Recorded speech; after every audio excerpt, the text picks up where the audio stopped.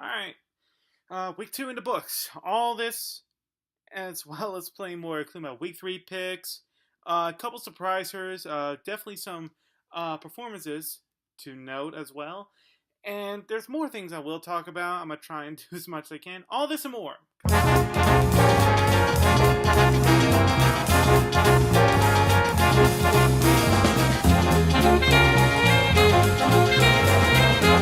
That's Football Podcast. Alright, sorry I didn't do one last week. There were a few mic problems as well as the recording got lost. The file somehow became corrupted. I am trying to fix it. Sorry for all this kind of delays. Just things happen and, sometimes you just have to get taken care of. But I am doing it. I'm going to try and do it in a more timely manner, just trying to make sure I get my schedule free and all this stuff. But I'm going to tell you my week 2 picks since apparently in my last video that I published, there was a recording problem. I'm sorry about that. But I'm going to tell you my week 2 picks right now. I had the Ravens beating the Bengals. Unfortunately, that was incorrect. The Bengals ended up beating the Ravens 34-23. I thought the Steelers would actually pull out their first win against the Chiefs because they usually do pretty well. But instead, the Chiefs pull off a surprising win, in my opinion, winning 42-37. The Tennessee Titans beat the Houston Texans. Unfortunately, I had the Texans winning. The Redskins beat the Colts. I'm sorry, I had the Redskins beating the Colts instead the Colts beat the Redskins. Whoopsie. I thought the Jets were... I had too much faith in Sam Darnold and picked the Jets. Instead, the Dolphins won 20-12. And the Bucs pull off another surpriser, beating the Eagles 27-21. I had the Eagles winning. However, I did get these picks right. Alright, the Saints beat the Browns 21-18 in a clincher. The Falcons did beat the Panthers 31-24. The Chargers did beat the Bills 31-20.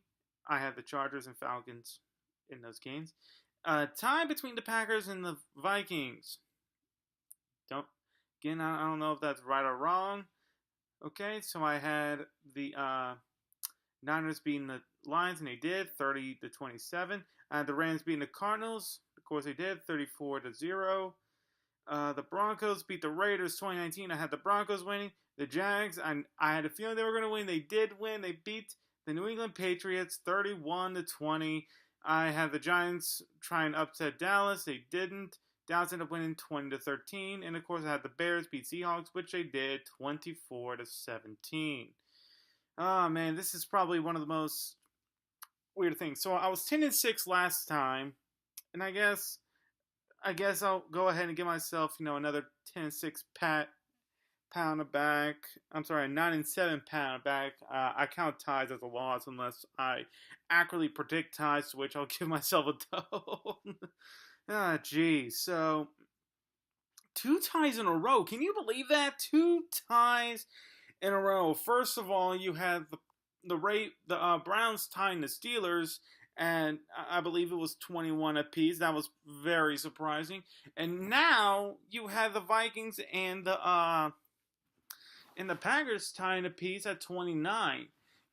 It is pretty something to really show and talk about, because a lot of people are blaming the fact that they gave less time to overtime now, since instead of being 15 minutes, I believe now it's 10 minutes, and I believe due to this lack of time, a lot of teams are now. I think it's going to result in more ties, but it is something definitely to. It was definitely something to admire. I didn't get to watch any of these games, but it was pretty amazing to see what transpired. What ended up what did transpire. But of course, that's probably not just what you want to hear. Let's talk about the performances. And so far, our 2 early MVPs, both being quarterbacks, Patrick Mahomes and Ryan Fitzpatrick. I mean, wow! Talk about. I mean, this is definitely what I'm gonna go. I will get to the Chiefs in a minute, but I'm going to talk. But I definitely want to talk about the Buccaneers, because I had no idea this was what Ryan Fitzpatrick was going to be able to do. If I had a feeling that Ryan Fitzpatrick was going to go in, throw 2 400-yard games, and have a total of 8 touchdowns during that span, you probably call me crazy. So Ryan Fitzpatrick is playing unbelievable. I mean, this is probably the most Ryan Fitzpatrick thing I've seen this guy do. Oh, now I just look at his stats. It now makes more. It starts to make a little more sense. In 2012, he had his first breakout season with 3,400 yards to go with 24 touchdowns and 16 picks. In 2015, he had 3,900 yards, 905 yards to go with 31 touchdowns and 15 picks. Now he's so far at 800 yards and 8 touchdowns. So it's about around that time. Even years seem to be his good years. I mean, even 2010, he had 3,000 yards to go with 23 touchdowns and 15 interceptions. And even in 2014, he had 2,483 yards to go with 17 touchdowns and 8 picks. So I think just even years are just good years for him. So that explains why he's having a good year. There is a pattern.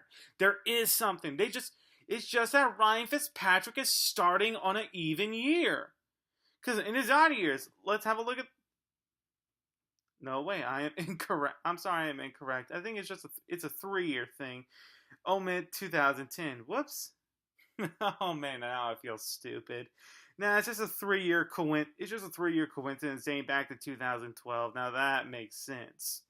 Because I just looked at his 2016, he had 12 touchdowns compared to 17 interceptions. Oh, Ryan Fitzpatrick. But still, there is a pattern. Just a 3-year pattern dating back to 2012. Oh boy, man, I can't wait for all those videos calling me out. Probably those no videos, just probably. Wow. But still, going back to Ryan Fitzpatrick, it's definitely amazing. It's definitely something to really admire. I don't know if this is really Fitzpatrick's doing, or is just that. No, this is more Fitzpatrick's doing, because I'm thinking back to Jameis Winston, and man, did Jameis Winston have had around the same team per se. It's just that Ryan Fitzpatrick seems to making it work more. Deshaun Jackson definitely looks more dangerous than he has had than he has been, with the Bucs last season. And of course, he does want to keep Ryan Fitzpatrick as a starter.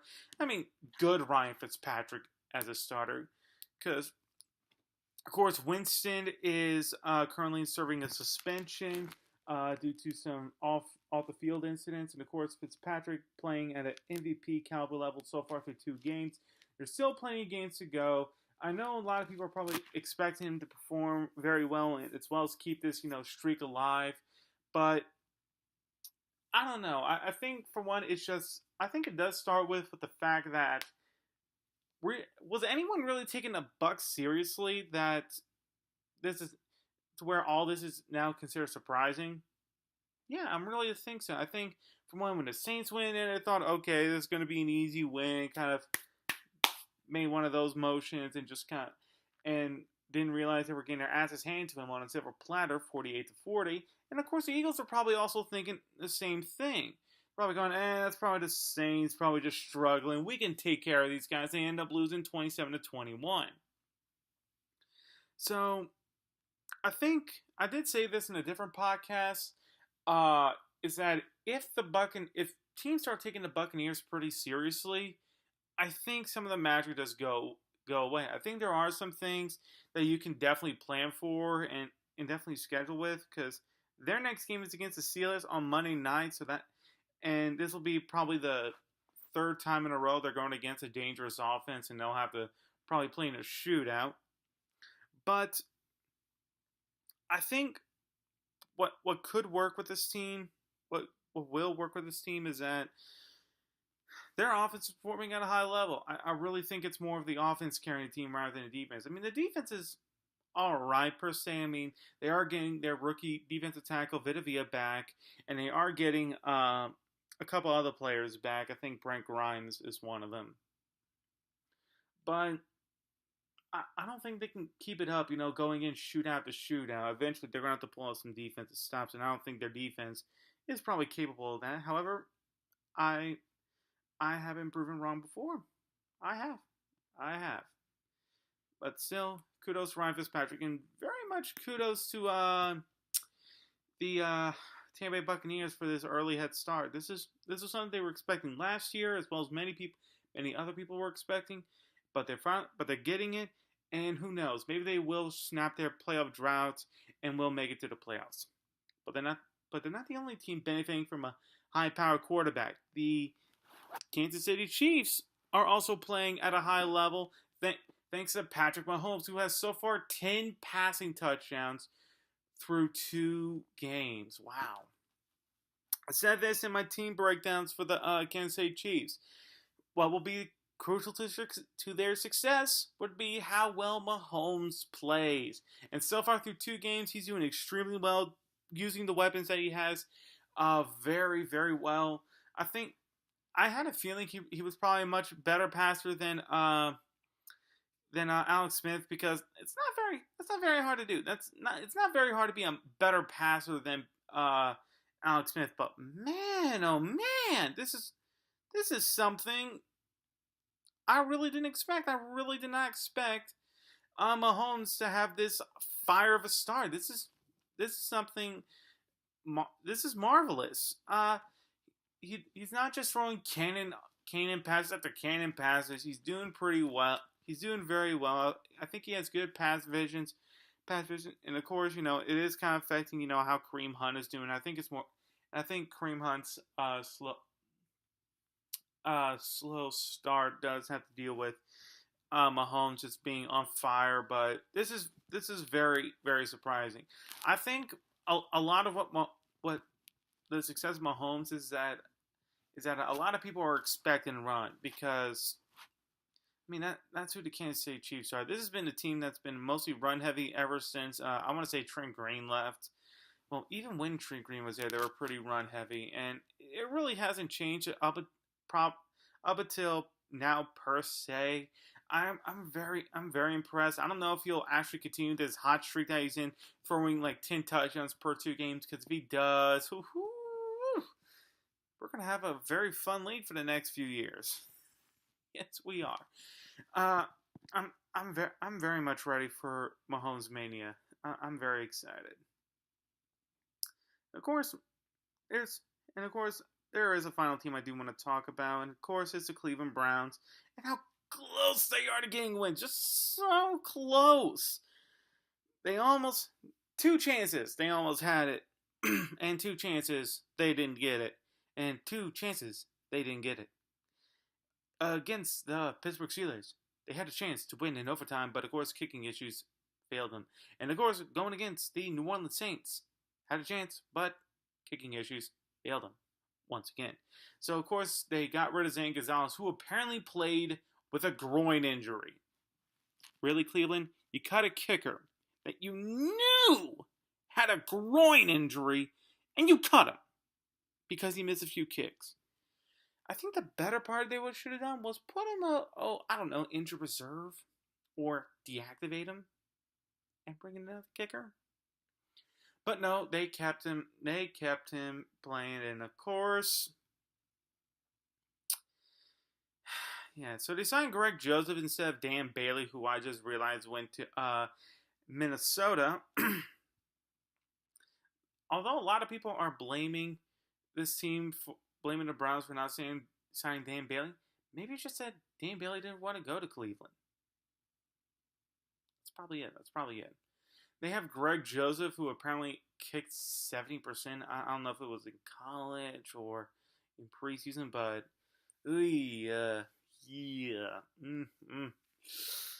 yeah. But still, Cleveland is definitely close to finally winning a ball game, because their defense through 2 games has done pretty well, getting turnovers, getting after the quarterback, stopping high power offenses. They're doing very, very well. They got 6 turnovers against the Steelers, 2 against the Saints.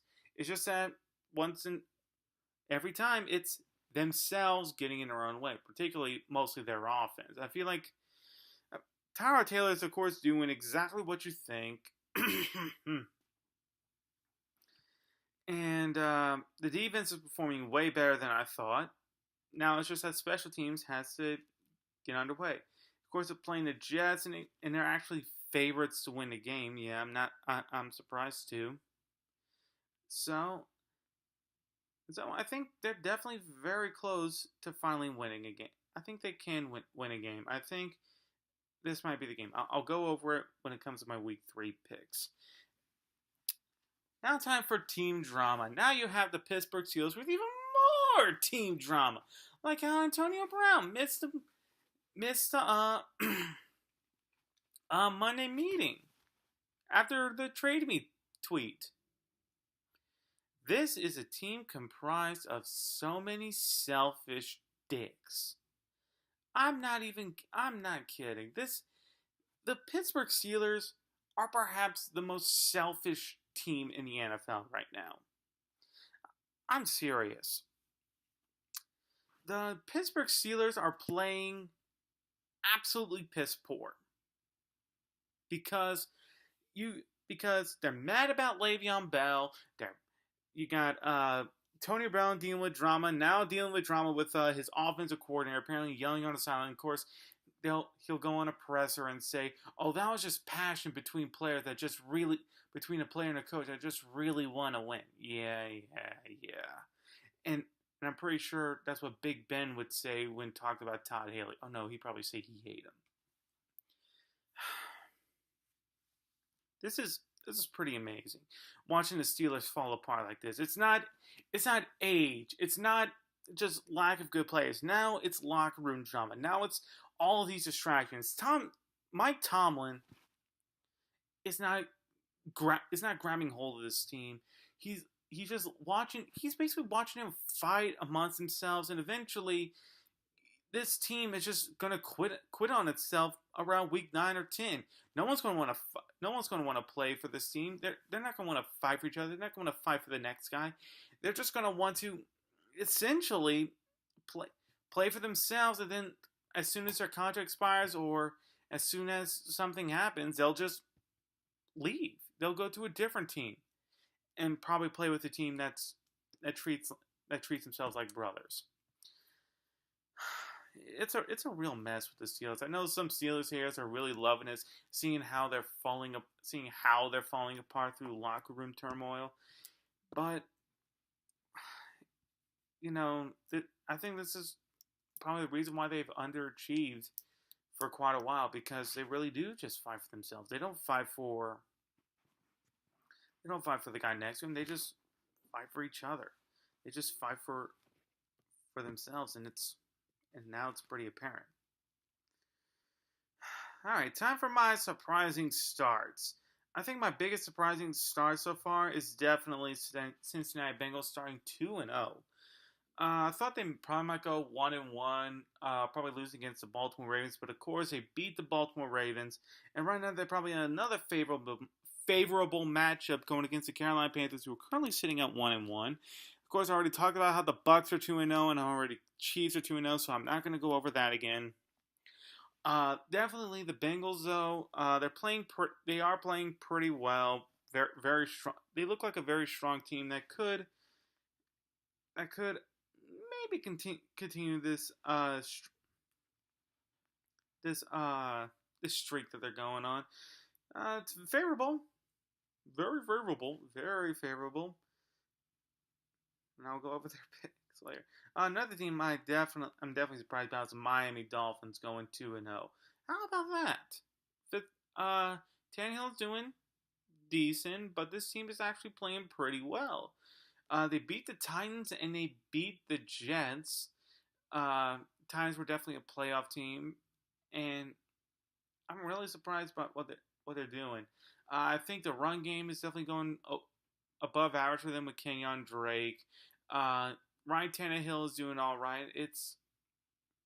This looks like a team that's definitely surprising some people. I'm definitely amped to see how this team will handle as well as function. Now a couple things that really did disappoint me. Definitely both the Giants and the Texans starts, both of them starting off 0-2 this season. I kind of knew the Texans probably needed Deshaun Watson to play as well as he did back in 2017, and he's getting there. I think it's just kind of a wait and see. One thing I think is contributing is probably still the poor offensive line play, as well as a few other things. Probably just need some better performance from the defense, and I think they can probably get it. They'll probably go against the Giants, and again, another team who's having a poor performance, and again, it's all starting with the offensive line. Turns out when you get a Patriots player, turns out they kinda suck. And Nate Soldier is performing poorly. The right side of the line, you still have Eric Flowers, I think, at right tackle. They didn't really improve this offensive line, as Eli got sacked 6 times against Dallas on Sunday Night Football to give us probably one of the most hilarious and newest Eli faces of the year. Yeah. You know what I'm talking about. And he'll continue making that face if the offensive line can't, block. If they can't, block. So Saquon Barkley's trying to do all he can, and of course, this is freaking Mike Shula offense. It's about as bland as you can get. I don't know if there's ever going to be a turnaround with this team. It's just that they have to continue improving their offensive line. If only they can get rid of their All-Pro center and Pro Bowl guard, maybe things would turn out better. Well, I don't know about that guard. He's kind of struggling where he's at now. But that All-Pro center, he's doing well where he's at. Another poor performance I didn't think I would see would be the Detroit Lions. Oh boy. Would be the Detroit Lions. But then again, I think all of it does have to stem from being Matt Patricia. I believe it's all on Matt Patricia. He was a dumb hire, and I think it goes to show everyone, never hire a Belichick assistant as your head coach. Pure and simple. But now let's talk about the guy that everyone loves to pick on. John Gruden and his quest to find the ultimate pass rusher. Despite the fact that he had one. His name was Khalil Mack. And you traded him. Yeah, and Khalil Mack's doing pretty well. He has just as many sacks, interceptions, more forced fumbles, just as many fumble recoveries, and even more defensive touchdowns just in 2 games than the entire defense for Oakland. The Raiders, I'd be surprised if the Raiders feel proud amongst themselves that they trade away their all-pro edge rusher. Because right now, Khalil Mack has been every penny for the Bears, and it's going to be the main reason why they'll probably go to the playoffs in 2018. And the Raiders, well, they're probably going to be the first overall pick because their defense sucks, their offense is just a Gruden offense, and the Raiders are just trash. They're absolute trash. Man. Yeah, sorry I'm a little scattered. I don't have a script. I'm kind of doing this on the fly. I'm doing as much as possible. So, I'm going to get on to my week 3 picks already. This is going to be a short show. I'm going to have a better one next week, I promise. So, of course, we have the Cleveland Browns going against the New York Jets. I do pick the Cleveland Browns winning because I like Sam Darnold, but I'm willing to admit he can be pretty reckless and get a little turnover prone. And this defense is definitely Cleveland defense has improved enough to where I think it will get them a win. And I'm pretty sure Cleveland will crack open every beer inside in celebration. So I have Cleveland winning. All right. Next, I have the Minnesota Vikings going against the Buffalo Bills. Vikings, without a doubt. The Bills have just been complete trash. They are really bad. And heck, they had a player in the last game retire mid-game. Wow. I mean, how many players do you see retiring mid-game? Ever. It's really, oh,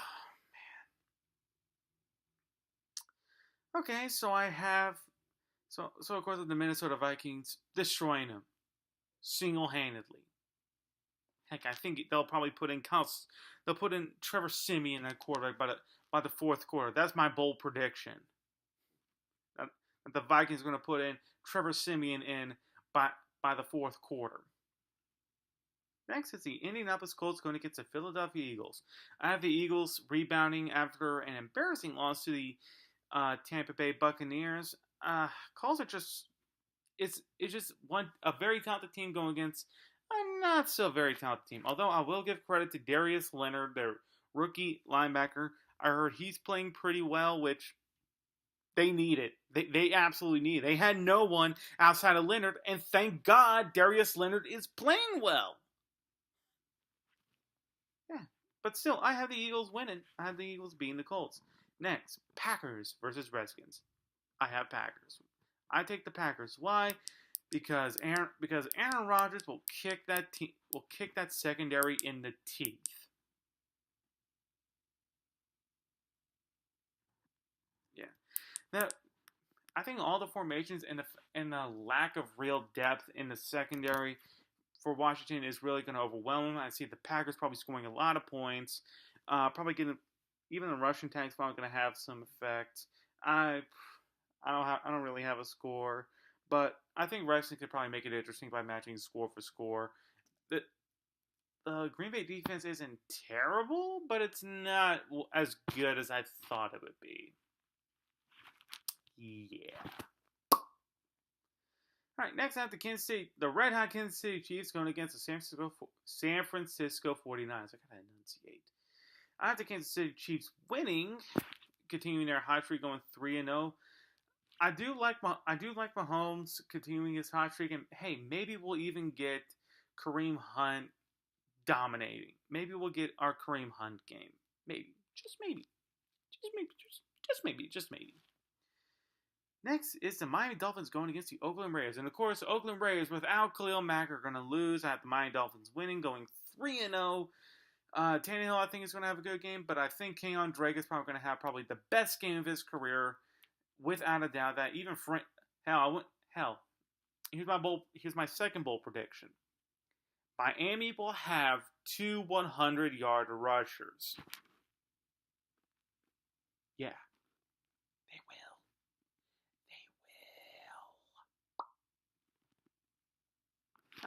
Next is the Tennessee Titans and Jacksonville Jaguars. Boy, the Tennessee Titans have gone off to a pretty meh start. And I do mean meh. And the Jaguars, I saw that Jaguars game. Now that was impressive. Seeing Bortles lead the offense to a win, throwing touchdowns. I had to splash my face with water so many times to make sure I was not dreaming. And of course, I do have the Jacksonville Jaguars winning the game. I think they're going to continue to going to 3-0. They're playing pretty well. I think the offense is going to do well enough. One thing that definitely surprised me about the Titans was that Malcolm Butler so far is playing pretty poor. I guess it's just that he was a Patriots player, and yeah.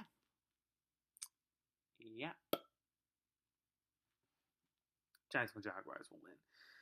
And of course, next is Denver Broncos going against the Baltimore Ravens. This one's kind of a tough one because you got mediocre offenses going against above average to dangerous defenses, and I just had the Broncos slightly edging out the Baltimore Ravens just because I trust that Denver offense probably about 0.00000000000000001% more over the Baltimore Ravens. I think their offense just has that much over the Baltimore Ravens, and I can probably see them going 3-0.